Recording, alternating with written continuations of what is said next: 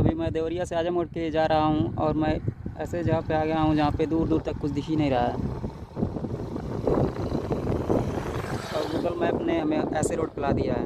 हालांकि वो जो दूसरा रोड जा रहा है वो सही है, लेकिन वो दूर पड़ेगा और ये थोड़ा सा शॉर्टकट है मेन रोड पे जाने के लिए।